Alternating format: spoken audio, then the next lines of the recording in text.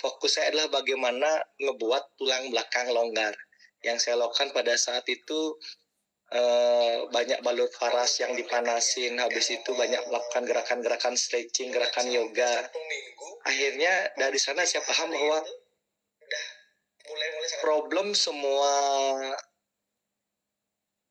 keluhan saraf kejepit, ya baik dia di leher, baik dia di punggung, apapun di pinggang nanti, itu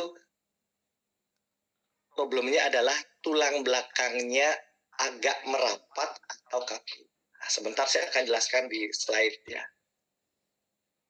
Nah, itu cerita pembukaan dari saya bahwa apa yang akan saya jelasin malam hari ini di webinar kali ini itu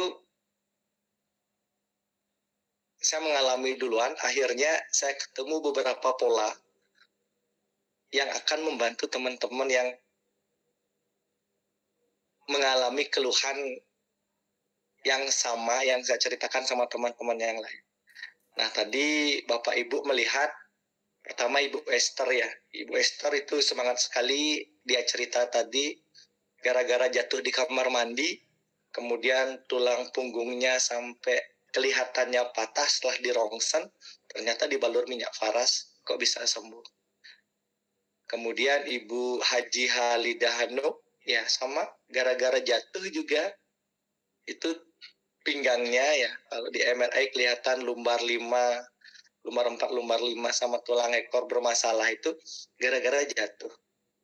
Akhirnya terbantu dengan minyak faras. Nah, pertanyaannya kok bisa kayak gitu?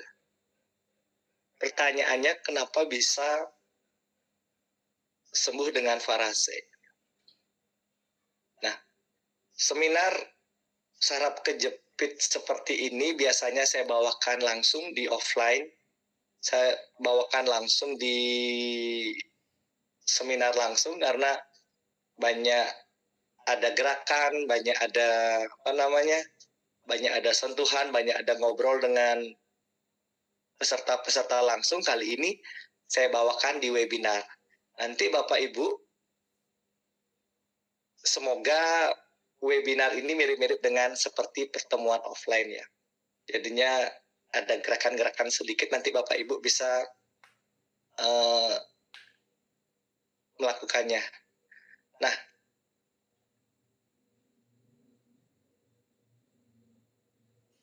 oke, sekarang saya masuk ke slide dulu ya.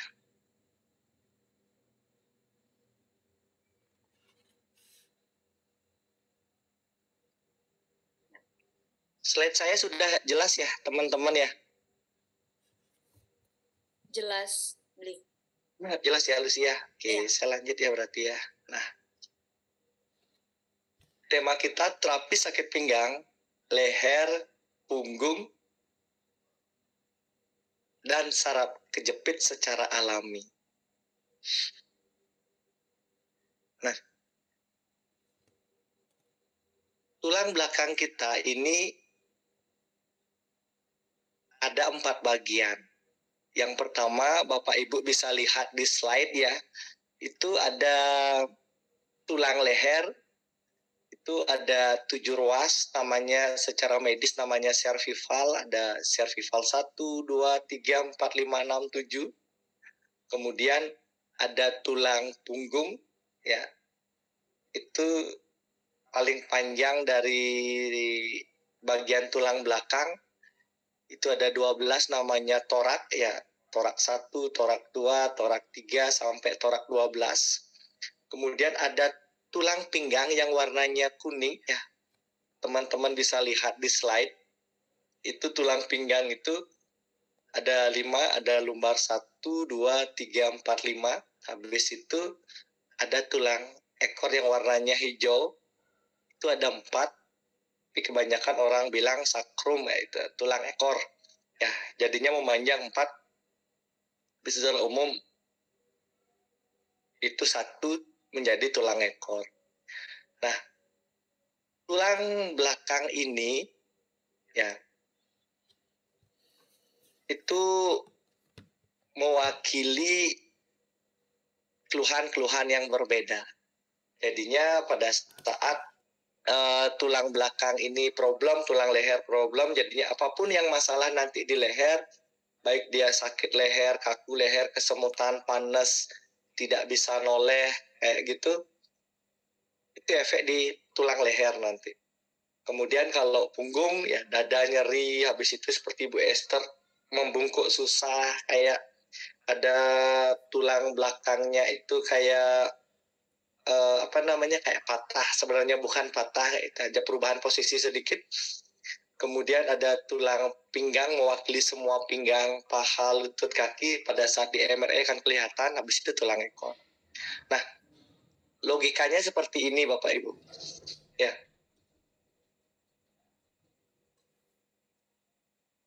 Pada saat kita punya mobil atau motor ya. Pada saat kita punya mobil atau motor, kemudian setiap 2 bulan, 3 bulan sekali, anggap ini motor kita ya. Setiap 2 bulan, 3 bulan sekali, kalau motor biasanya diapain Bapak Ibu? Setiap 2 bulan, 3 bulan sekali, sepeda motor itu biasanya diapain? Ada yang tahu nggak? Setiap 2 bulan, 3 bulan, kalau kita pakai sepeda motor, biasanya sepeda motor diapain? Diservis ya, ganti oli, betul ya. Servis ganti oli, bener nggak? Ya, setiap 2 bulan, 3 bulan itu secara rutin, kontinu, untuk menjaga motor itu bisa dipakai, layak pakai, motor itu biasanya kita servis ya, ganti oli lah. Nah,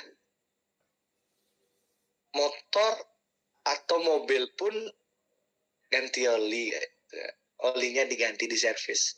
Nah sekarang kalau badan kita 2 bulan, 3 bulan, ibaratnya motor, kalau kita ganti olinya seperti apa Bapak Ibu? Ya, biar tidak nanti motor aja diservis, badan kita nggak pernah diservis. Sakal nggak? Nah, kalau motornya diservis atau diganti olinya, kalau tubuhnya kita, badannya kita itu ganti olinya seperti apa? Ada yang tahu nggak? Ya, kalau badan perlu dipijat, ya. Intinya motor diganti oli kan, bagaimana oli-oli yang kotor itu dikeluarin ganti yang baru. Intinya bagaimana ngebuat sirkulasi darahnya lancar, benar nggak?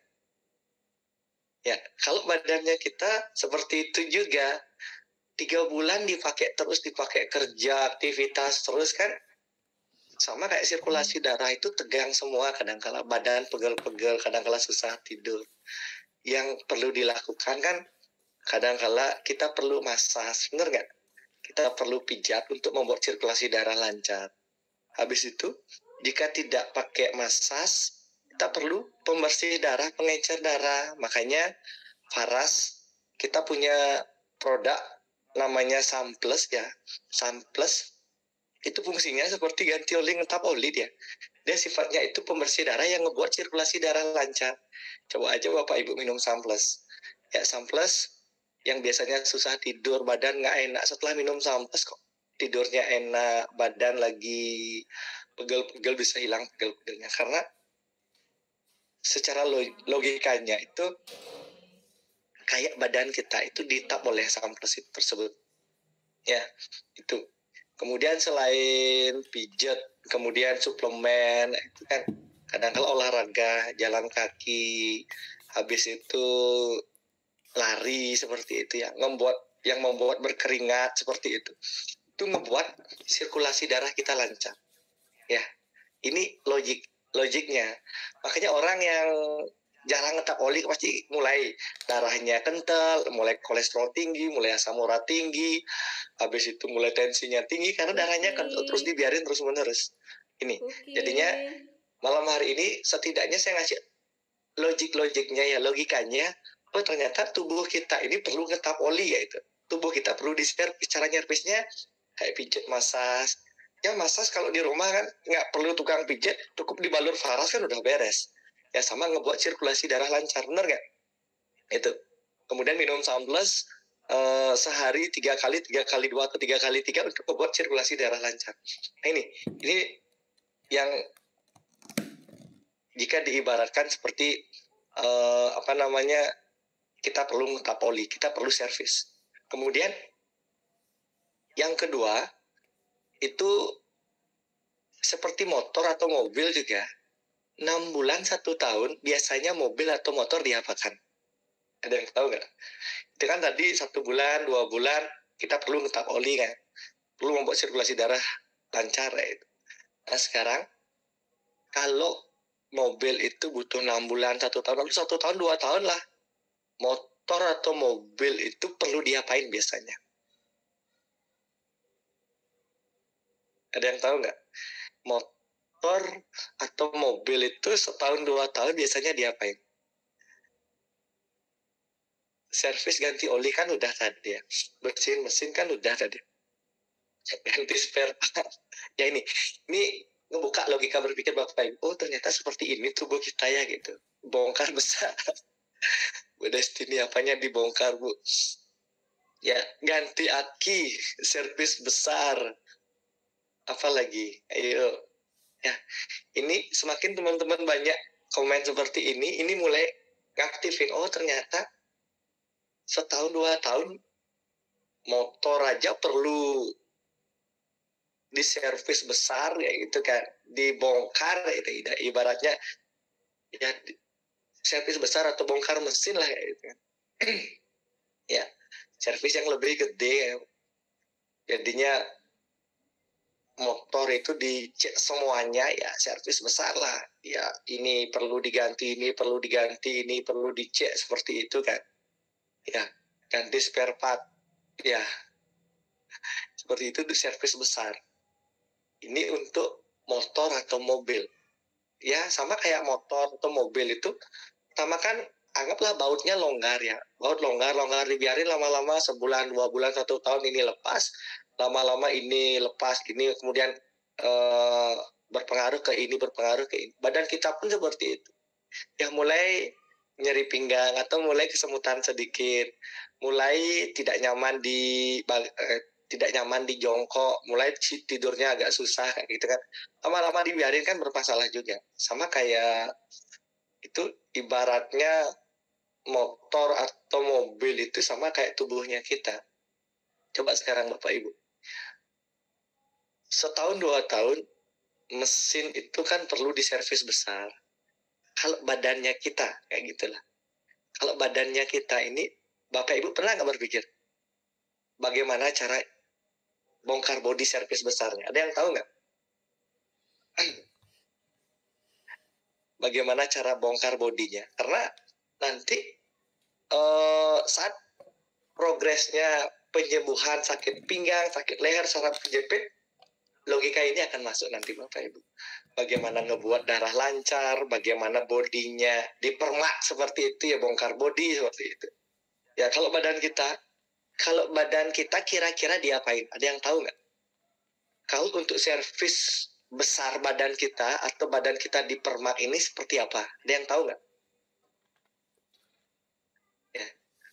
Sehingga materinya akan nyambung sebentar. Oh ternyata yang harus kita lakukan nanti ini perlu servis besar. Bagaimana cara servis besarnya? Medical check up kan untuk ngecek aja Bu Christina Luma. Senam atau jalan pagi, stretching, kereta, detok, apa lagi? Ayo. Kira-kira untuk membuat badan kita ini kayak dipermak itu, kayak dibongkar itu, kira-kira diapain?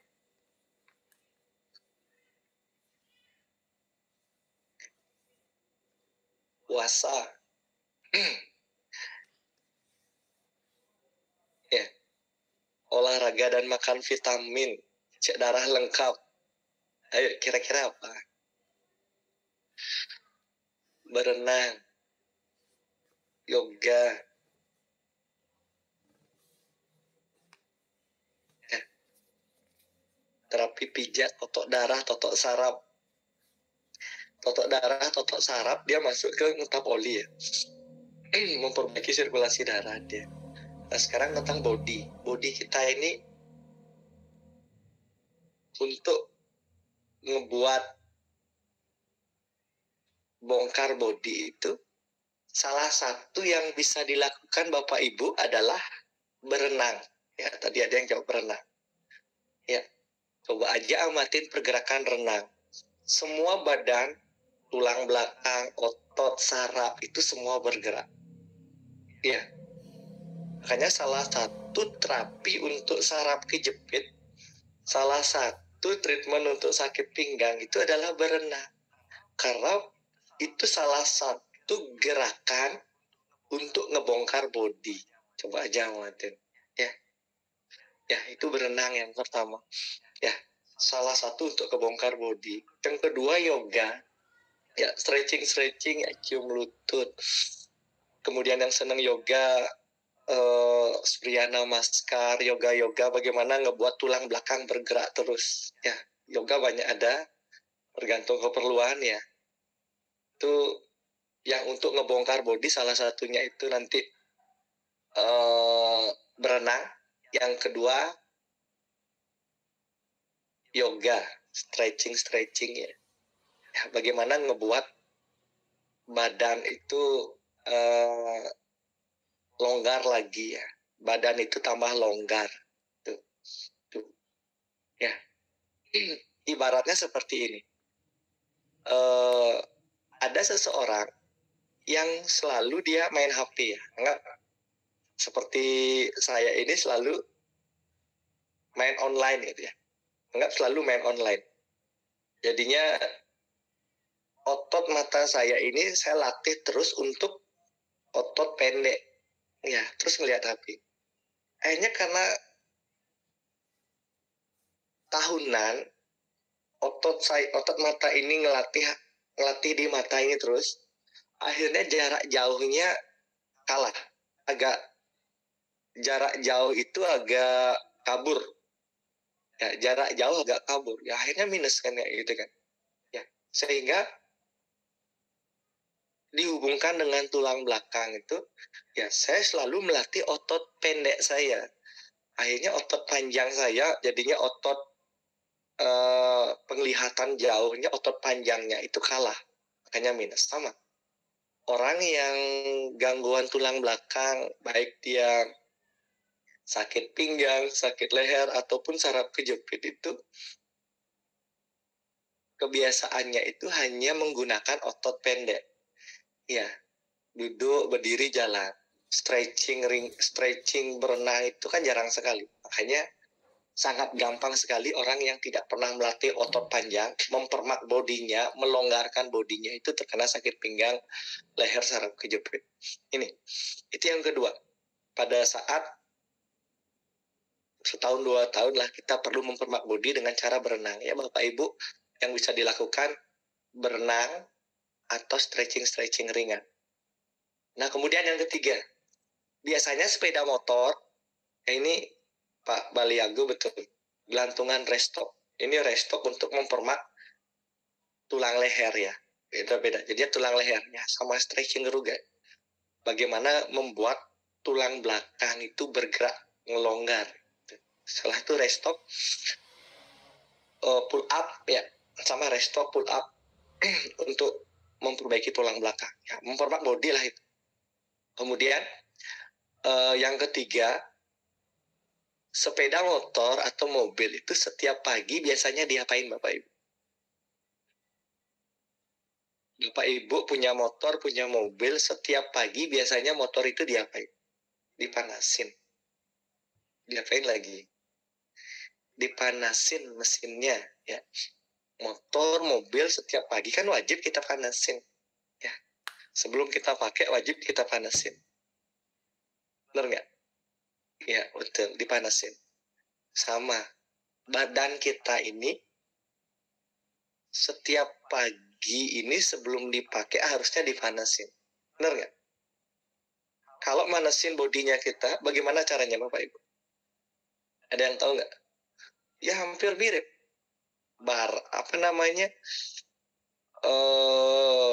Mesin ya, motor, mobil, motor, mobil, setiap pagi sebelum kita pakai kita panasin, ya. Kemudian tubuhnya kita sebelum kita pakai bekerja kita panasin. Cara manasinnya gimana? Pertanyaan. Sehingga ini mulai membuat Bapak Ibu aware, membuat Bapak Ibu sadar, oh ternyata ini problem saya selama ini, ya itulah. Ya, olahraga 15-30 menit, olahraga ringan, ya, senam, stretching, ya, stretching ringan, olahraga ringan, ya betul. Nah, ini yang benar, ya. Kita aktivitas, kita bekerja, ya, kita bekerja kantoran, Bapak Ibu atau usaha-usaha itu baru bangun, itu mesin kita dipanasin dulu, guys. Baru kita pakai bekerja, benar nggak? Nah sekarang masalahnya, saya tanya sama Bapak Ibu, jujur ya, Bapak Ibu sudah melakukannya kah? Setiap pagi mesinnya sudah dipanasin kah? Jujur aja deh, silakan komen deh. Belum. Ya. Karena kebanyakan orang itu loh, orang yang problem sakit pinggang, saraf kejepit, leher, itu problemnya adalah itu. Mesinnya kayak motor, itu motor langsung diajak ngebut, motor langsung diajak trek-trekan gitu. Sama kayak kita kerjakan, kita apalagi akhir bulan, ya harusnya kita panesin dulu mesin badan kita, malah kita langsung mandi, langsung kerja sampai malam. Itu malam juga ada aktivitas nonton, duduk, itu nggak ada olahraga. Akhirnya apa yang terjadi? Badan kita semua pegel kaku semua. Ya, badan kita kayak benar-benar kaku kayak gitu. Tulang belakang agak rapet, habis itu otot tegang semua gara-gara mesin kita ini belum dipanesin udah diajak ngebut. Nah itu, ini makanya salah satu pemicu. Saya kan sekarang banyak ketemu pasien-pasien sakit pinggang, saraf kejepit, rata-rata itu, ya, dia pernah jatuh, habis itu yang paling banyak itu orang kantoran itu jarang olahraga. Ya mesinnya dipakai terus, ya mesinnya dipakai langsung kayak gitu, nggak sempat olahraga, akhirnya mulai sakit pinggang, ya. Ya,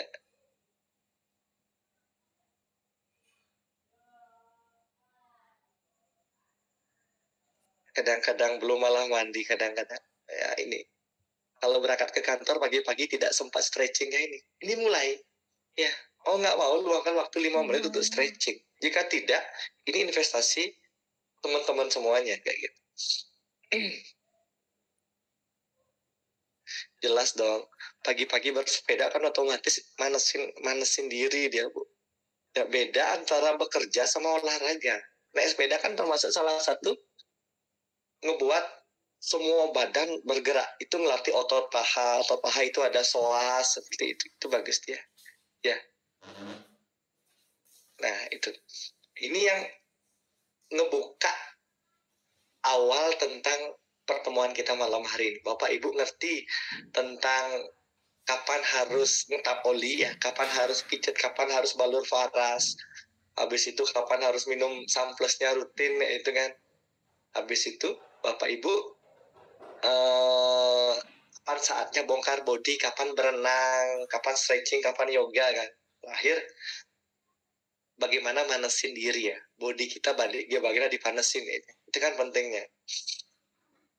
Nah, perhatikan gambar ini Bapak Ibu. Ya, semua tulang-tulang belakang ini, ya, tulang leher, tulang punggung, tulang pinggang, ya, tulang ekor. Ini pondasinya ini. Setiap tulang belakang tersebut, ya, setiap tulang belakang tersebut, ya, anggaplah nih tulang pinggang, itu tulang pinggang. Bapak Ibu lihat gambar di tengah-tengah ini, ya. Ya, tulang paling atas tulang leher, punggung, pinggang yang warnanya hijau, ya, sama tulang ekor warnanya oranye paling bawah, ya. Nah, setiap tulang belakang ini, ya, ini kan beda-beda dia jadinya tulang. Kebanyakan orang tadi Bu Alida Hanum kan dia bilang sakit tulang belakang, sakit pinggang, setelah di MRI hasilnya lumbar 4. Yang mana sih lumbar 4? Ya itu aja sih. Nah ini kan yang kebanyakan orang itu tulang pinggang. Ya.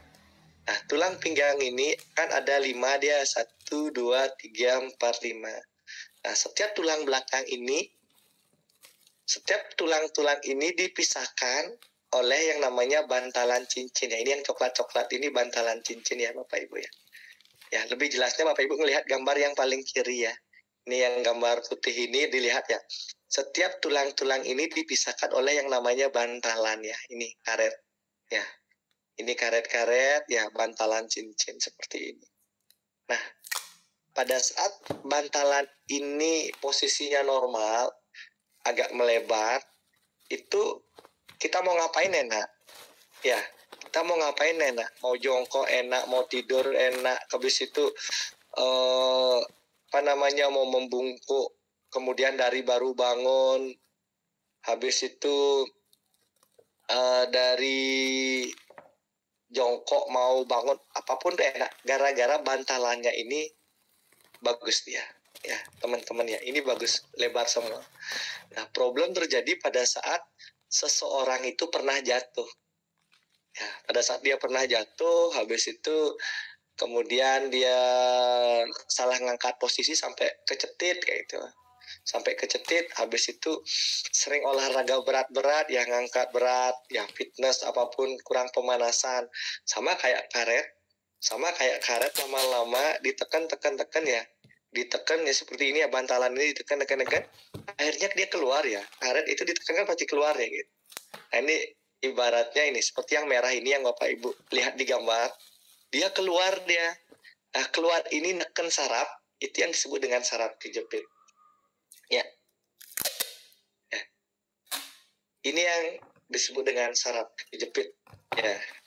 Hanya apa itu saraf kejepit yang paling penting ya? Suatu kondisi di mana bantalan cincin ya, ini yang dibilangnya, lihat teman-teman gambar ya. Bantalan cincin ini yang neken saraf, itu yang disebut dengan saraf kejepit ya. Kalau nanti dia di tulang pinggang dia kejepit ya, jadinya bantalannya kejepit, dia kena di tulang bagian 1 kayak itu nanti. Tulang bagian 1, tulang lumbar, tulang pinggang bagian 1, dia akan mengendalikan di bagian perut. Ya, pada saat Bapak Ibu bersin sakit, ketarik, pada saat batuk ketarik. Itu efek kalau di MRI kelihatan lumbar 1-nya masalah. Habis itu kalau lumbar 2-nya problem, itu mengendalikan paha belakang. Kalau di lumbar 3-nya kena, dia mengendalikan yang namanya lutut. Kalau lumbar 4 di L4 itu pinggang, bokong kena, lumbar 5 di kaki. Nah, saya ada cerita sedikit waktu saya senang olahraga ya, waktu kuliah. Jadinya hobi saya main bola, main sepak bola. Jadinya hampir setiap hari saya main bola waktu kuliah dulu ya. Kuliah main bola gitu. Nah, biasa kalau main bola kan pasti jatuh lah. Saya jadi pemain bertahan, biasa jatuh kan, sliding biasa jatuh kayak itu. Saat kuliah itu saya nggak ngeh dulu. Saya tidak ngeh bahwa saya ada problem di tulang belakang. Yang saya rasakan saat kuliah itu, saya waktu di kamar mandi itu nggak kuat jongkok. Ya nggak kuat jongkok. Jadinya walaupun toilet di kamar mandi itu toilet jongkok, saya duduk. Ya, saya duduk. Saya nggak ngeh itu. Jadinya saya kira itu biasa kayak gitu. Jadinya saya jongkok nggak kuat waktu saya kuliah dulu. Kemudian sampai udah bisnis usaha itu, jongkok itu memang susah. Kemudian sekarang saya ngamatin setelah rutin di balur waras itu nggak ngerti, jadinya di balur rutin di bagian tulang belakang, sekarang jongkok itu normal saya. Jadinya jongkok itu biasa. Nah jadinya pertanyaan sekarang sama teman-teman semuanya, untuk ngetes tulang belakang itu yang paling pertama itu, kalau saya seminar langsung berarti saya ajak bergerak Bapak Ibu ya, untuk ngecek tulang belakang kita sehat, itu yang pertama itu pasti jongkok. Bapak Ibu bisa jongkok nggak? Ya. Halo. Bapak Ibu bisa jongkok nggak? Komen deh. Atau tadi Bu Halida Hanum atau Bu Esther itu Masuk aja Bang, agak yang di tengah, nanti ada sempat rumah sebelah kiri, udah divonis saraf kejepit, kemudian jatuh duduk kayak gitu. Itu coba tanya. Atau teman-teman yang lain deh komen deh. Bapak Ibu bisa jongkok nggak? Ibu Halidah bisa tapi sakit ya itu kan. Itulah ciri-ciri bahwa tulang belakang ada masalah. Ya, tulang belakang mengalami perubahan posisi. Ya, itu tulang belakangnya itu agak rapat dia. Ini bisa ya. Ya, tulang belakang itu ditekan agak rapat. Saya malah ada kasus orang yang saya tanganin, beliau itu tabrakan. Jadinya pas tabrakan dia kepalanya ini ngantem kaca depan mobil. Jadinya agak lumayan keras. Dulu tinggi badannya 168. Setelah tabrakan tinggi badannya 166. Hilang 2 cm. Kemana 2 cm? Kayak gitu. Hilang 2 cm. Itu karena tulang belakangnya itu tulang belakangnya. Sebentar ya, saya ngambil gambar dulu ya.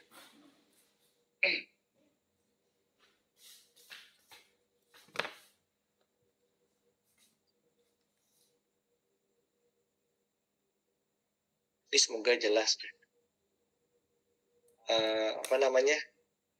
Jadinya pada saat dia tabrakan itu tulang belakang itu kayak ngerapat ya. Kayak gitu dia. Makanya dari 168 langsung hilang 2 cm menjadi 166. Gitu. Makanya nggak heran banyak murid-murid SMA itu ingin nyari polisi itu ingin tinggi badannya naik. Ya, tapi lagi 1 cm 2 cm. Saya banyak ketemu teman-teman yang anak-anaknya yang mau nyari kepolisian itu ingin meninggikan badan 1 cm 2 cm agar dapat 165 kayak gitu tuh. Sebenarnya bagaimana ngebuat ini longgar, ditarik semua di tulang leher, ditarik semua. Ini bisa kembali. Ini jadinya semua problem itu gara-gara umur ya semakin ya di atas 30, 40, 50 tahun ya, yang berat menjaga tubuh kita adalah tulang belakang. Tulang belakang menjaga semua postur seperti itu. Jadinya kalau dia ada problem, pernah jatuh apapun itu kayak ngerapet ya itu. Sehingga pada saat tulang belakang kita kaku ngerapet, ini yang problem. Yang pertama itu jongkok susah. Ya, ini bisa gampang ya. Bisa gampang sekarang setelah pakai Faras rutin Ibu Karmiati ya. Ya, yang sakit pahanya berarti lumbar 2 masuk. Kalau paha belakang, paha depan. Kalau paha depan lumbar 2, paha belakang lumbar 4. Ya. Nah, sama pertanyaan sama teman-teman yang hadir malam hari ini di webinar ataupun di seminar. Bapak Ibu jongkok bisa. Bangunnya gimana? Jongkok bisa, bangun yang setengah mati. Coba deh. Ya, sambil Bapak Ibu praktek di sana jongkok ya sekarang. Cara ngetes tulang belakang aja. Jongkok bisa, bangun yang berat.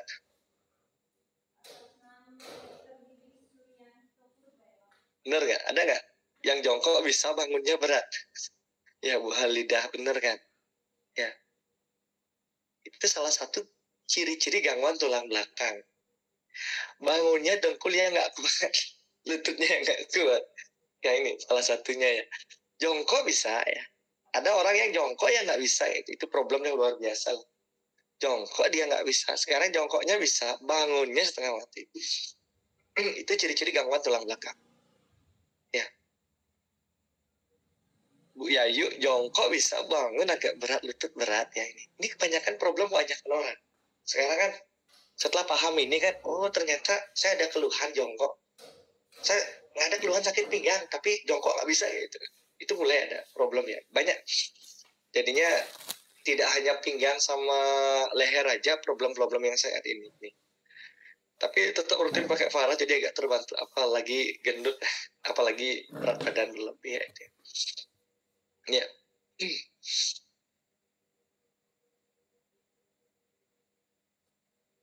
Bisa jongkok dan bangun, tapi kalau kelamaan jongkok terus bangun suka tiba-tiba keliengan.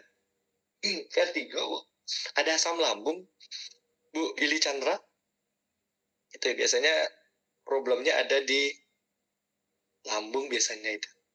Ya, kalau ada problem di lambung itu vertigonya kumat ya. Vertigonya problemnya. Kalau lutut yang kaku tidak bisa jongkok, apa juga dari tulang belakang? Iya betul. Ya, sama ini ya. Yang berat di tubuhnya kita menjaga itu sebenarnya kan tulang belakang kita. Ya, anggap seseorang ya problemnya adalah di paha, di lutut, di betis, di kaki yang problem. Apakah dia sakit? Apakah dia kaku ya? Jadinya sensor sarafnya yang kejepit itu dia membuat stimulus bahwa kakinya sakit. Ada orang yang kena angin aja sakit ya. Ada kakinya kaku, ada yang berat, ada yang kesemutan, panas, kram, seperti itu stimulus dari saraf. Ya, stimulus dari saraf. Kemudian pada saat problem di kaki seperti itu, harusnya kan yang dirongsen itu kaki, tapi kenapa tulang belakang itu dirongsen? Tulang belakangnya dirongsen di MRI. Di scan tulang belakangnya, oh dia tulang di lutut lumbar 3-nya masalah. Oh di kaki lumbar 5-nya masalah. Oh di bokong tulang ekornya, oh di sakrumnya masalah kayak gitu. Jadinya sumber semuanya itu ada di tulang belakang. Oke. Jadinya salah satu pemicu dari tulang belakang di L3 itu yang efek dia di lutut Bu Renata ya. Ini di lutut. Ini yang pertama. Kemudian kalau lutut sih sudut pandangnya banyak banget. Ya, ada orang lutut itu gara-gara cairannya yang habis, ya olinya habis. Hanya kadang-kala dibilang ya olinya habis perlu ditambahin oli ya, disuntik injeksi ya. Ada orang yang RA radang artritis, ya ada kelebihan cairan di lutut. Ini cairannya perlu dibuang. Habis itu gara-gara rematik, gara-gara asam urat lututnya bermasalah. Nah, sama yang paling vital itu adalah pengeroposan tulang. Ya, osteoporosis, keropos tulang. Jadinya banyak orang problem di lutut gara-gara pengeroposan di tulang. Ya, berawal dari cairan yang kering ya, berawal dari olinya habis, lama-lama dibiarin seperti itu. Ya, lama-lama dibiarin akhirnya rasa nyeri yang berlebihan masuk ke radang sendi. Akhirnya jongkok susah, lurusin kaki susah, bersila susah kayak gitu. Sehingga lututnya bermasalah. Nah, yang paling fatal kan lutut sampai dia di pengeroposan tulang. Nah, menurut Bapak Ibu, kalau orang yang tulangnya keropos, kira-kira kalau lutut yang keropos itu dia berdiri itu harusnya roboh apa gimana? Ini saya ngajak Bapak Ibu untuk aware sedikit, sadar sedikit bahwa pada saat orang yang tulang lututnya keropos, ya osteoporosis di lutut, saat dia berdiri itu harusnya lutut badannya itu jatuh nggak? Lutut tulangnya langsung keropos nggak? Pada saat dia berdiri kalau tulang itu keropos, dia langsung jatuh apa tidak? Jatuh ya, logikanya kan itu ya, bener nggak? Saat tulang keropos, dia kena pengapuran, ya osteoporosis, dia berdiri itu jatuh logikanya kan, bener nggak? Ya, tapi kenyataannya gimana? Orang yang problem di lutut, orang yang pengeroposan di lutut, harusnya kan dia kayak bangunan, itu bangunan keropos itu kan. Jadinya bangunan keropos berdiri langsung terus ambyar kan itu kan. Tapi kenyataannya orang berdiri yang mengalami pengeroposan tulang, itu lututnya gimana? Badannya gimana? Kan tetap berdiri kan. Sebenarnya pengeroposan tulang itu istilah medis saja sih sebenarnya. Yang problem itu adalah otot yang menyangga lutut ini, yaitu otot yang menyangga lutut ini. Ya, sehingga otot dari lututnya ini problem. Ya, sehingga dia nggak kuat akhirnya itu rasa nyeri kayak dibilang kayak keropos itu gara-gara otot di lututnya yang lemah. Solusinya gimana? Melatih otot itu agar kuat. Agar kuat lagi.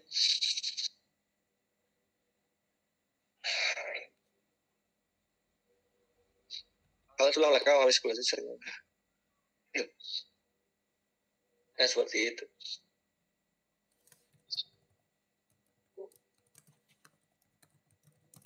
Kalau dengkul bunyi-bunyi itu, cairannya kurang. Itu perlu paras nanti. Nah itu. Ya. Oke ya. Kalau pinggang ke bawah, baik dia bokong, pinggang, panggul itu tulang. Dari tulang warna hijau ini dia masalah ya. Ya, kalau ini dia perut kayak kaku pada saat dia bergerak itu kayak ketarik. Itu problemnya.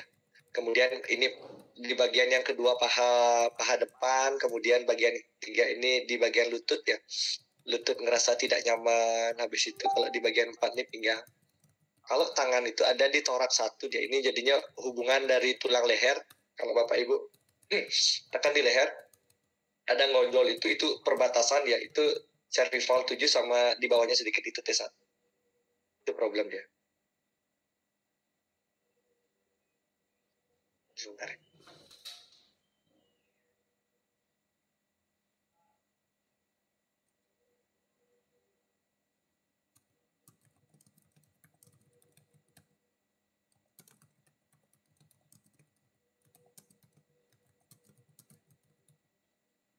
Oke. Nah, apa sih penyebabnya kayak itu? Apa sih penyebab orang saraf kejepit?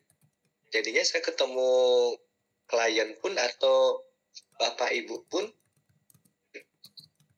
yang mengalami mungkin kayak Bu Ervina tadi, kesemutan, pinggang sakit, lututnya tidak bisa ditekuk, tidak bisa bersila. Pertanyaan pertama, pernah jatuh nggak? Kalau Bapak Ibu pernah jatuh itu seperti alarm nanti dia. Jadinya sama kayak tadi tulang ini ya. Tulang belakang. Setiap tulang belakang ini ada bantalan cincin ya. Pada saat jatuh itu kayak ditekan ya. Nah, ditekan ini keluar warnanya merah di sini. Nah, kalau dia belum neken yang warna kuning ini anggap misal saraf dia. Kalau dia pas jatuh ini dia pasti keluar ya Bapak Ibu. Pas jatuh ini keluar, kalau dia belum neken saraf, dia belum ada keluhan. Belum sakit, belum kesemutan, belum panas. Tapi udah neken saraf, dia itu masih aman. Makanya salah satu pemicu keluhan saraf kejepit, pertanyaan pertama, Bapak Ibu pernah jatuh apa tidak? Kalau sudah pernah jatuh, itu perlu menjadi sebuah PR. Karena pada saat Bapak Ibu jatuh, ya pada saat jatuh ini tulang belakang Bapak Ibu berubah posisi dia. Dia melindungi pada saat seseorang jatuh, baik dia jatuhnya ringan, jatuh motor, jatuh duduk, atau jatuh apapun posisinya itu, tulang belakangnya berubah. Kenapa bisa berubah? Karena pada saat seseorang jatuh, tulang belakang itu, ya rusuk tulang belakang itu, dia melindungi agar jantungnya aman, agar ginjalnya aman, agar paru-parunya aman, agar hatinya, organ dalam itu aman. Makanya dia berubah sedikit, langsung dia mereposisi semua susunan-susunan di bantalan cincin tersebut. Akhirnya bantalan cincin itu nggak keluar ya. Makanya kalau Bapak Ibu pernah jatuh, kemudian sakit pinggang, itu berarti problem di tulang belakang. Kelihatan sekali dia. Ya, makanya Bapak Ibu kalau udah sering sakit pinggang, sering sakit leher, sering tangannya nggak bisa diangkat kayak gitu, itu berarti tulang belakangnya masalah. Gara-gara pernah jatuh. Beda dengan Bapak Ibu tidak pernah jatuh, tapi suka kuliner. Ya, suka makan daging, suka makan lemak, ya kaki 4 jeroan, akhirnya suka makan itu. Kesemutan di kaki, kesemutan di tangan, ini murni problem di dalam. Ini dua hal yang berbeda dia. Makanya kita harus breakdown dulu, kita harus tanya dulu. Pernah jatuh nggak? Oh, saya nggak pernah jatuh. Suka kuliner nggak? Oh, saya hobi. Berarti problemnya di darah, bukan di saraf. Ini dua hal yang berbeda yang membersihkan nanti, membereskan nanti. Ini kalau sudah pernah jatuh, ya mulai problem itu akan kelihatan kalau tulang belakang ada masalah, akhirnya otot atau saraf yang akan ketekan. Kalau nanti Bapak Ibu ada sakit pinggang gitu, atau ada sakit paha atau lutut, anggaplah di paha ya Bapak Ibu ya. Pada saat dia ototnya kejepit, otot atau urat yang kejepit, sakit di bagian paha itu ketemu titiknya. Oh, ini sakitnya ketemu titiknya, itu berarti otot yang kejepit. Kalau saraf yang kejepit, sakit di bagian paha kayak gitu, nggak ketemu titiknya, itu saraf yang kejepit. Jadinya sistem listriknya yang kejepit ya itu. Yang itu sampai sini ya. Itu perbedaan dari otot kejepit sama saraf kejepit ya. Ya. Jadinya kalau Bapak Ibu pernah jatuh ya itu. Nah, sekarang lah Bapak Ibu ya tanya-tanya diri lah, pernah jatuh nggak gitu kan? Oh, saya pernah jatuh dulu waktu SD, waktu SMA saya pernah jatuh motor, jatuh main bola, jatuh apa ya, jatuh di kamar mandi pernah. Kalau sudah pernah jatuh, ini alarm. Tinggal sebentar kita nyari solusinya, bagaimana cara menyelesaikannya gitu, benar nggak? Ya, kemudian angkat berat. Saya ketemu salah satu, tadi kan teman-teman ngelihat ya Ibu Esther umurnya 60 ya Bu Esther ya, Bu Halidah Hanum umurnya 68. Orang yang sudah berumur mengalami saraf kejepit. Ada nggak orang yang muda saraf kejepit? Umur belasan, puluhan itu ada nggak? 20-an. Ada orang ini baru tamat SMA ya, mau nyari kerja. Kan, tamat kuliah kayaknya 25, 24 umurnya, baru 20-an umurnya. Beliau jatuh waktu SMA naik motor. Habis itu setelah tamat kuliah itu dia mengisi kesibukan sebelum bekerja itu dengan nge-gym yang angkat berat. Ya. Ngangkat berat. Akhirnya dia kena saraf kejepit. Nggak pemanasan, langsung kena saraf kejepit. Dan sakit saraf kejepitnya parah banget. Ya. Itu saya amatin gara-gara anggaplah ini ya. Dia pernah jatuh, bantalan ini pasti keluar. Kemudian yang kuning ini agak jauh. Habis itu terus dia agak ajak neken-neken ya. Tekan yang angkat berat, tekan. Akhirnya ini tambah kental di sini. Ya, merahnya ini tambah keluar, dia neken, akhirnya dia langsung kena saraf. Makanya orang yang pernah jatuh, ditambah dia sekarang banyak aktivitas nge-gym, itu problem. Makanya kalau Bapak Ibu sekarang ada gangguan sakit pinggang, sakit lutut, sakit leher, atau apapun keluhan di bagian badan, kalau udah pernah jatuh, hindari yang namanya ngangkat berat. Ya, nge-gym atau ngangkat berat itu dihindari. Kalau saya di bagian lutut suka terasa nacam itu apa Bu? Nikam.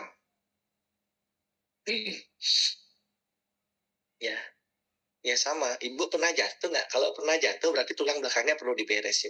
Kalau tidak pernah jatuh, tidak suka ngangkat barang berat, habis itu tidak tidak, ini yang ketiga salah posisi ya. Jadinya salah posisi ngangkat. Ya, salah posisi sampai kecetit. Saya ada beberapa ketemu orang yang gara-gara ngangkat kotak teh gelas. Teh gelas kan ringan, nggak sampai 2 kilo dia. Ringan kotak teh gelas. Ngangkat yang ringan bisa langsung kecetit. Ya, itu gara-gara memang ada problem tulang belakangnya deh. Ya, jadi kan orang kecetit itu biasanya ngangkat barang-barang berat. Ya, ini salah posisi ngangkat itu langsung. Jadinya kalau udah pernah ada ketiga indikator ini berarti problemnya ada di tulang belakang. Nah, berikutnya bagaimana solusinya? Apa yang harus kita lakukan? Apa yang harus kita lakukan untuk ngobatin perubahan posisi tulang belakang yang membuat tidak nyaman di badan? Ya, kalau dia problemnya di tulang leher, efeknya nanti salah satu tangan itu agak susah diangkat. Ada nggak teman-teman di webinar ini salah satu tangan susah diangkat? Apalagi ibu-ibu pada saat dia pakai ngait BH itu agak susah, sisiran susah kayak gitu. Itu gara-gara tulang lehernya bermasalah. Habis itu kalau tulang pinggang ke bawah itu problem, pasti banyak di pinggang ke bawah dia problem. Kemudian secara medis, saraf kejepit atau problem di tulang belakang itu hanya ada dua, ya, bagian tulang leher sama tulang pinggang. Bagian ngejepitnya di tulang cervical pinggang, leher sama tulang pinggang. Jadinya ya kenal di dunia saraf kejepit hanya saraf kejepit leher ataupun saraf kejepit pinggang itu aja. Padahal sebenarnya tulang punggung itu bisa saraf kejepit loh. Ya, saya ada kasus di Manado kemarin ya. Itu waktu VTT Manado apa itu kemarin ya. Dari seminar Manado. Ada salah satu member saya, itu dia memang hobi kuliner di sana. Hobi kuliner, habis itu nggak pernah jatuh sih. Banyak banyak baca buku dia.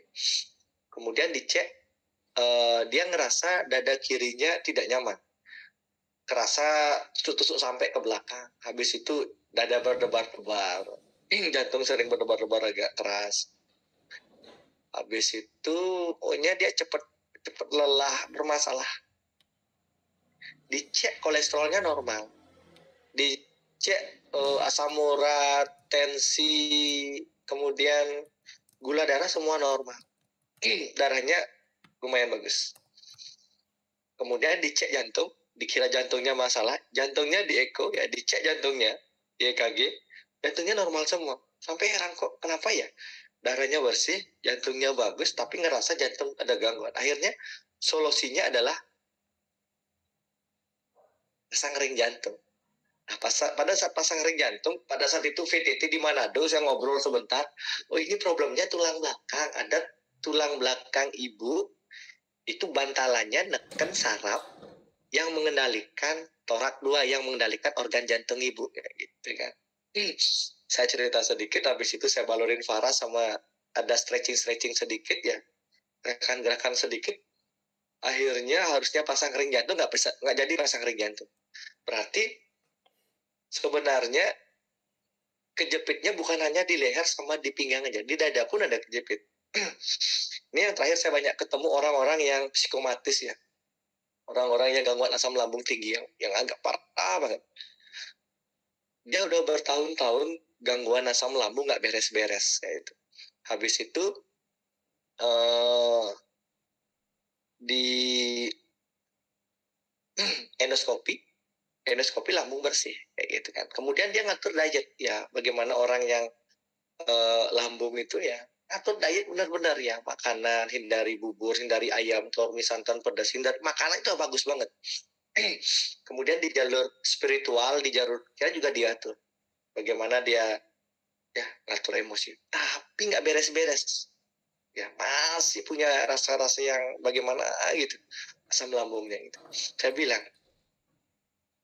intinya di titik-titik tertentu Anda udah bebas ya, di lambungnya udah bersih, dietnya udah bagus, kemudian ya jadinya udah lebih tenang, tapi ngerasa lambung itu bermasalah.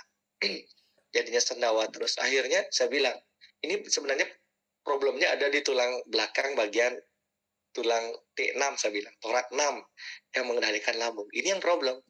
Ini dibalur dan saya bilang ini dibalur Faras, habis itu carikan bola yoga, sering-sering pakai gerakan kayang itu kan.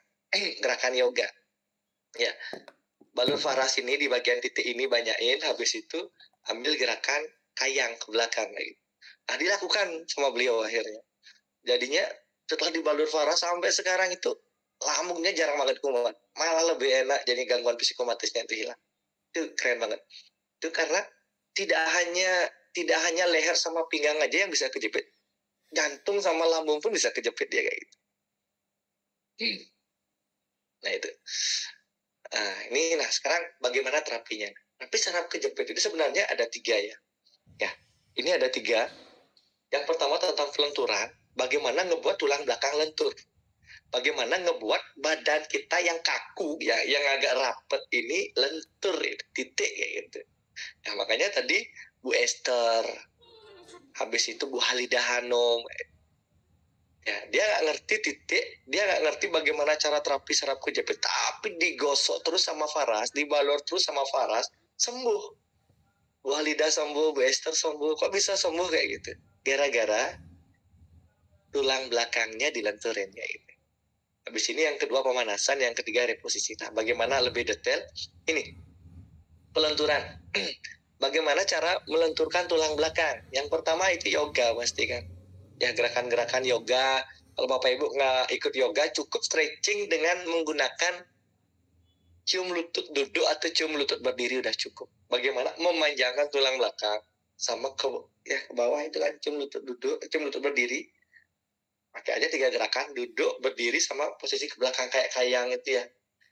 Bapak Ibu ke belakang. 3 gerakan ini untuk memanjangkan tulang belakang, untuk melenturkan tulang belakang. Ya. Yang kedua, yang bisa untuk melenturkan tulang belakang itu naik sepeda.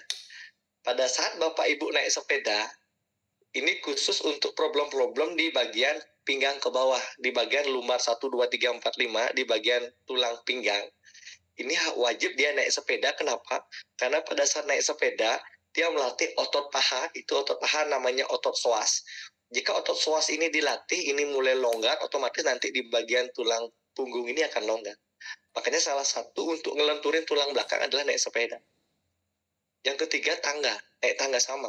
Naik tangga, pada saat naik tangga, turun tangga, ini melatih otot psoas di paha. Saat otot psoas ini dilatih, otomatis nanti dia tulang punggungnya akan mulai longgar. Kemudian berenang sama Faras.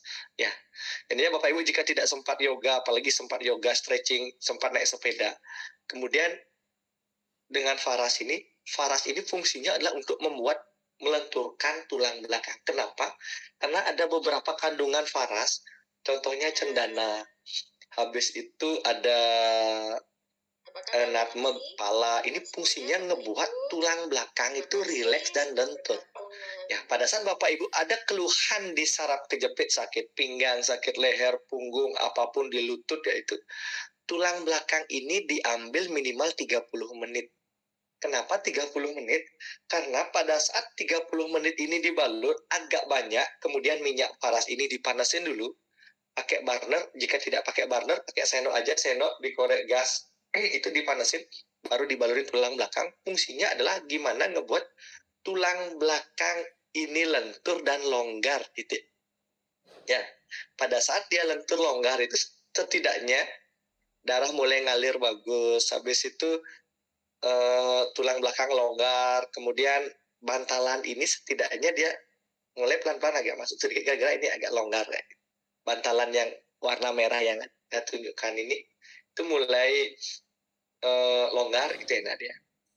Nah, orang yang gangguan tulang belakang ini tidak boleh diam, dia harus bergerak. Makanya orang yang gangguan tulang belakang, baik sakit pinggang, sakit leher, punggung, itu baru bangun ini dia menderita. Badannya pegel kaku, malah pinggangnya kayak kaku, gimana rasanya itu. Duduk susah, baru bangun nggak nyaman. Itu gara-gara tulang belakangnya itu, nah di tulang belakang itu ada namanya bantalan ini, darahnya mengental. Itu bantalan cincinnya ini mengental ya. Kalau di MRI mengental ya. Nah, makanya pada saat pagi ada gerakan sedikit, jalan-jalan sedikit, stretching sedikit, naik sepeda sedikit, darahnya encer, badan enak kayak gitu. Makanya sakit seperti ini tidak boleh diam, harus dia bergerak. Cara bergeraknya itu ya yoga, naik sepeda, kemudian naik tangga, berenang, kemudian dibalurin Faras. Kemudian Faras ini manfaatnya apa saja sih untuk saraf kejepit? Yang pertama, Faras ini dari kandungan itu 108 tanaman obat ini fungsinya untuk membantu proses penyembuhan saraf kejepit. Kemudian dia fungsinya untuk membersihkan darah, mengobati asam urat, sakit pinggang, leher kaku, vertigo, asam lambung, leher tegang, susah tidur, stroke. Jadinya manfaatnya banyak banget Faras ini. Nah, jadinya semua manfaat ini gara-gara tulang belakangnya longgar dulu. Oke. Kemudian yang kedua pemanasan. Untuk memanaskan badannya kita, untuk memanaskan tulang belakang kita. Jadinya orang-orang yang udah gangguan saraf kejepit, salah satu solusinya adalah bagaimana memanaskan tulang belakang, bagaimana memanaskan bantalan cincinnya itu. Yang pertama pasti pakai fisioterapi. Ya. fisioterapi. Kemudian kalau yoga Surya Namaskar, yoga khusus untuk tulang belakang. Ini aja Bapak Ibu nanti bisa search di Google ya atau di YouTube ya. Cari Surya Namaskara ya. Yoga Surya Namaskar khusus gerakan untuk memanaskan tulang belakang. Sehingga Bapak Ibu melakukan gerakan Surya Namaskar nanti Bapak Ibu otomatis nanti badan itu panas, tulang belakang itu darah ngalir semua. Ya, darah ngalir semua, tulang belakang hangat. Bagaimana darah ngalir di sana ya? Bagaimana otot di tulang belakang itu mulai panas, mulai aktif bekerja. Kemudian dari sisi suplemen yang bisa saya rekomendasi untuk pemanasan ini adalah Samples. Samples ini salah satu kandungannya adalah daun murbe, kemudian manggis. Ini fungsinya untuk ngebuat sirkulasi darah lancar. Sama jika ada penggumpalan darah, ini membantu mengencerkannya. Makanya pada saat Bapak Ibu minum Samples, ya di orang-orang yang gangguan sakit pinggang, saraf kejepit, kadang-kadang minum Samples itu langsung berkeringat. Langsung tulang belakang itu langsung hangat. Karena fungsinya adalah membuat badan panas. Ya, karena kandungan dari manggisnya. Kemudian, clove stem sama clove bud. Jika Bapak Ibu ada keluhan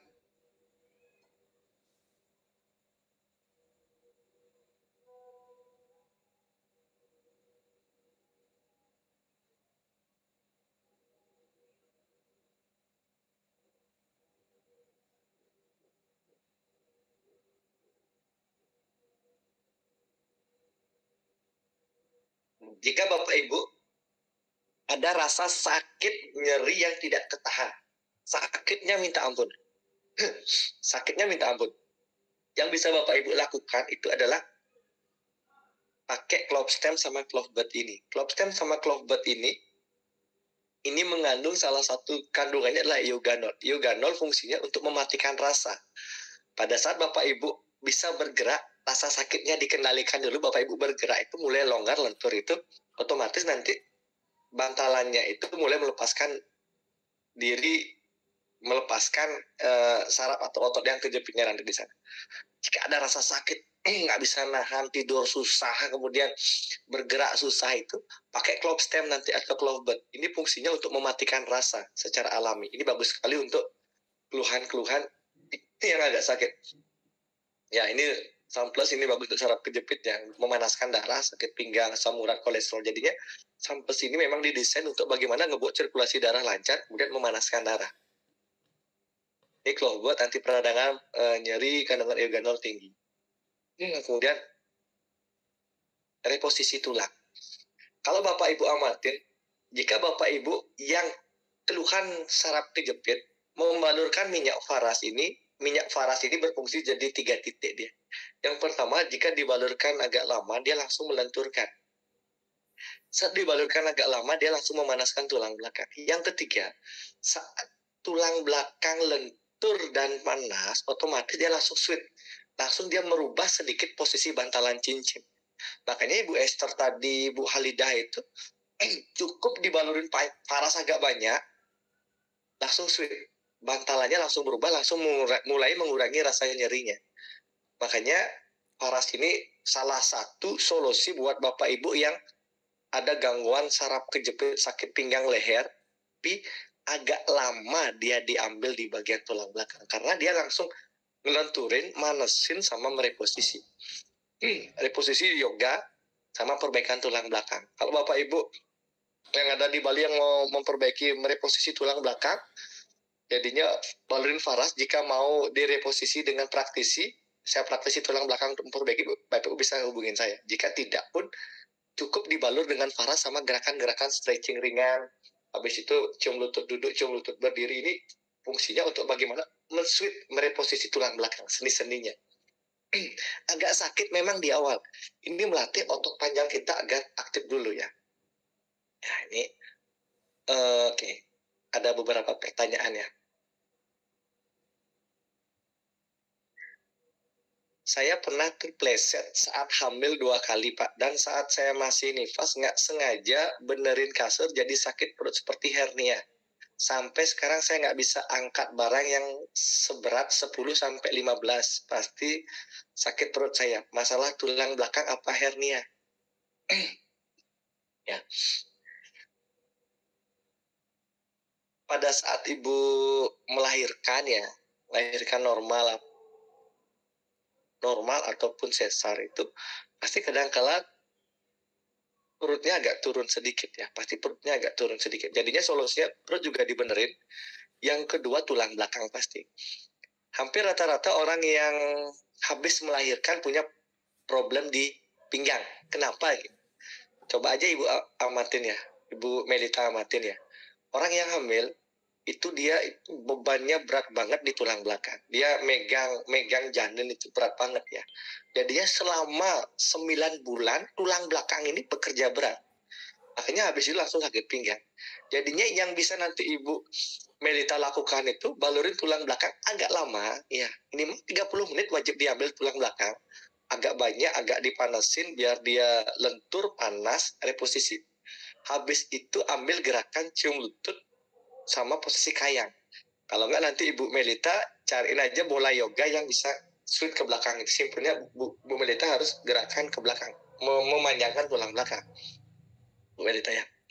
Bu Hedi, Pak Pasek kalau posisi duduk terus mau rebahan kadang kayak uratnya jadi tarik dan sakit itu tulang belakang Bu Hedi ya. Jadinya jarang olahraga Bu Hedi seperti itu. Jadinya ini perlu tulang belakangnya dipermak sedikit, tulang belakangnya dibalur agak lama, kemudian ambil ya mumpung di sana dekat sama laut, di sana berenang air laut. Habis itu kalau nggak berenang naik sepeda ataupun nanti gerakan-gerakan stretching yoga. 2 minggu yang lalu ketika saya bangun tidur di bagian bokong sebelah kiri kira-kira 3 cm dari tulang ekor terasa sangat sakit, tapi sakitnya tidak terus-menerus, sangat terasa kalau badan terasa capek. Kalau itu kenapa ya Pak? Nah ini problemnya tulang belakang. Jadi tulang belakang lenturin pakai minyak faras Bu ya. Lenturin pakai minyak faras, habis itu ambil posisi cium lutut duduk, cium lutut berdiri. Ya, Pak Pas mohon izin bertanya. Ini ada calon konsumen yang mempunyai gejala pengapuran tulang belakang atau lebih cepatnya osteoartritis.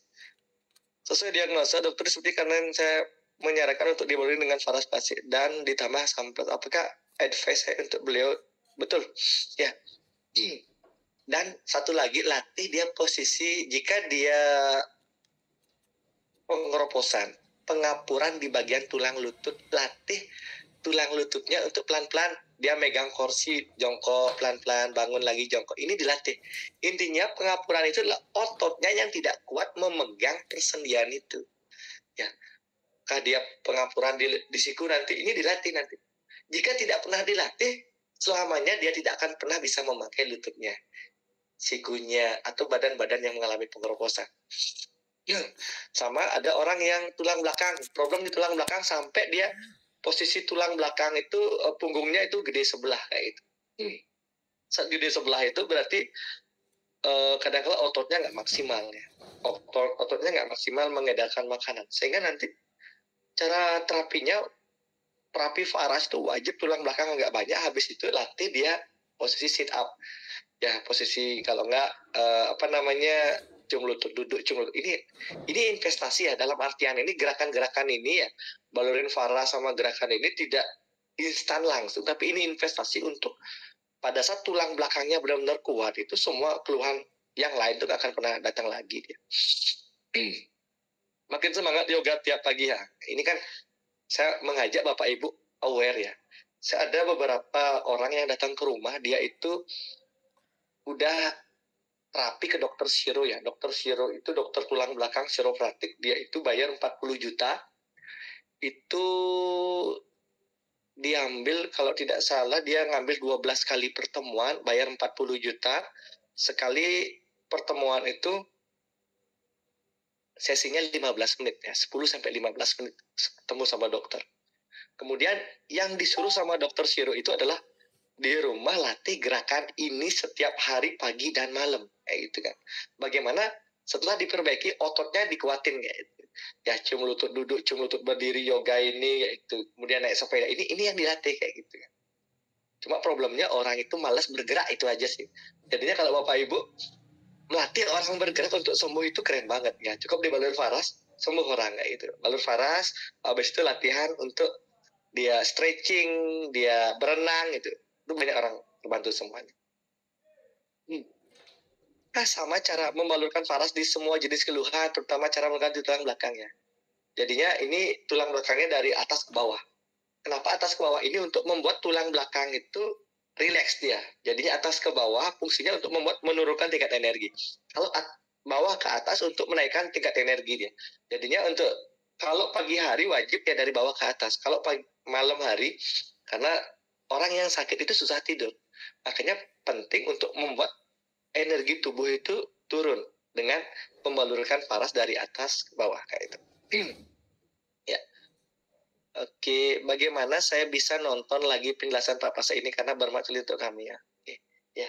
Nanti di YouTube aja bisa ada kok Bu Elida ya. Nah, tadi saya lupa ciri-ciri orang yang gangguan tulang belakang atau saraf kejepit ya. Yang pertama yang bisa dilihat itu jongkok. Jongkok susah, bangunnya susah. Yang kedua pundak. Pundak ya. Pundak pundak Bapak Ibu. Itu kadang-kadang Bapak Ibu pada saat foto itu orang lain ngelihat, benerin dong pundaknya, kok pundaknya seperti itu, tinggian salah satu, padahal seseorang itu merasa pundaknya udah sama kayak gitu. Jadinya ini kelihatan sekali ciri-ciri orang yang gangguan tulang belakang atau saraf kejepit.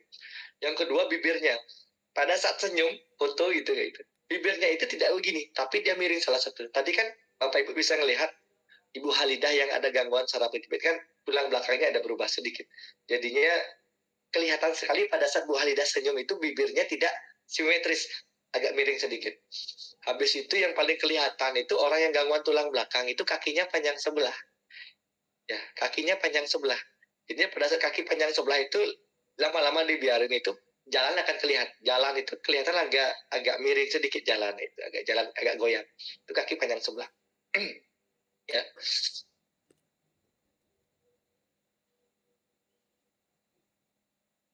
Oke, nah cara balur faras itu seperti apa sih untuk gangguan tulang belakang? Yang pertama wajib yang bagian yang kedua tulang belakangnya dari atas ke bawah itu wajib diambil 30 menit minimal ya.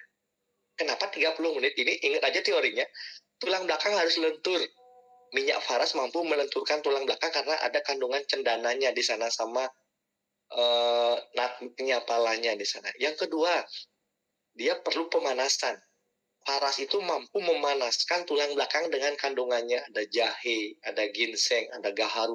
Memanaskan tulang belakang. Yang ketiga, mereposisi. Pada saat lentur, panas, pasti reposisi. Sama kayak Bapak Ibu memanaskan sesuatu, itu pasti berubah bentuknya. Nah, faras itu kerjanya seperti itu. Makanya banyak orang saraf kejepit sembuh gara-gara 3 teori itu dilakukan. Ya, problem terjadi orang nggak sembuh-sembuh saraf kejepit gara-gara tulang belakangnya jarang sekali diambil dan pengambilannya terlalu singkat. Ya, 1 menit, 2 menit selesai.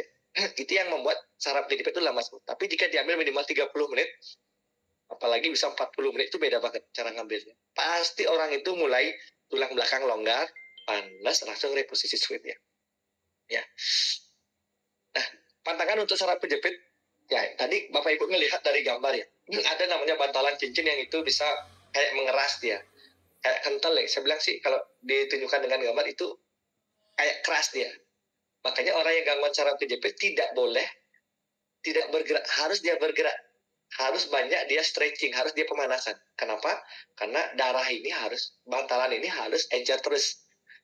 Sehingga yang bisa dikontrol nanti dari makanan. Yang makanan yang pertama itu daging kaki 4. Hindari makanan-makanan kaki 4. Karena Bapak Ibu makan kaki 4, makan sapi, kemudian kalau ini makan babi, itu kadang-kadang langsung ngantuk. Karena ini akan membuat darah mengental. Hindari ini. Ya, itu. Kemudian jeroan-jeroan juga membuat mengantuk, darah mengental. Air es, apalagi air es.